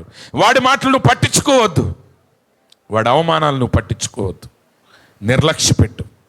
వాడు యేసునే అవమానపరిచాడు, అయినా యేసు వాడి అవమానాలకి స్పందించలేదు. అనేకులు అన్నారు, నువ్వు నిజంగా దేవుడు అయితే దిగిరామన్నారు. కానీ ఆ ఒక్క దొంగ మాత్రమే, అయ్యా నీ తండ్రి రాజ్యంతో వచ్చినప్పుడు నన్ను జ్ఞాపకం చేసుకోమన్నప్పుడు యేసు అతని మాటకు మాత్రమే స్పందించాడు. అవమానించే వారి మాటలు ఆయన స్పందించలేదు. ఈరోజు ఆ గొప్ప ఎత్తబాటు కొరకు మనం ప్రయాణిస్తూ ఉన్నప్పుడు మన యేసు వైపే చూద్దాం, వాక్యం వైపే చూద్దాం, ఆయన వైపే నిలబడదాం. ప్రార్థించుదాం. మహోన్నతుడా, మహాగణుడా, సర్వాధికారి యేసు ప్రభువా, నీ పరిశుద్ధమైన నామానికి వందనాలు, స్తోత్రాలు తండ్రి. ఇంతవరకు ప్రభువా నీ వాక్యం ద్వారా మాతో మాట్లాడావు నాయన.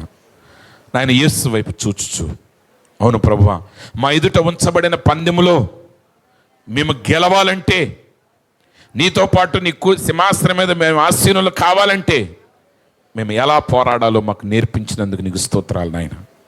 మా ఎదుట అనేక మంది భక్తులు ఆ పోరాటంలో గెలిచి ఉన్నారు తండ్రి. వారు గొప్ప మేఘము వలె సాక్షి సమూహంగా ఉన్నారు ప్రభువా. కానీ ప్రభువా, ఈరోజు మేము నీ వైపు చూస్తూ ప్రతి భారమును, ప్రతి పాపమును విడిచి ఆయన అవమానాన్ని నిర్లక్ష్య పెట్టి ఆయన నీ వైపు చూస్తూ సహించే కృపను మాకు అనుగ్రహించండి. ప్రతి వ్యక్తితో మీరు మాట్లాడారని మేము నమ్ముతున్నాం ప్రభు.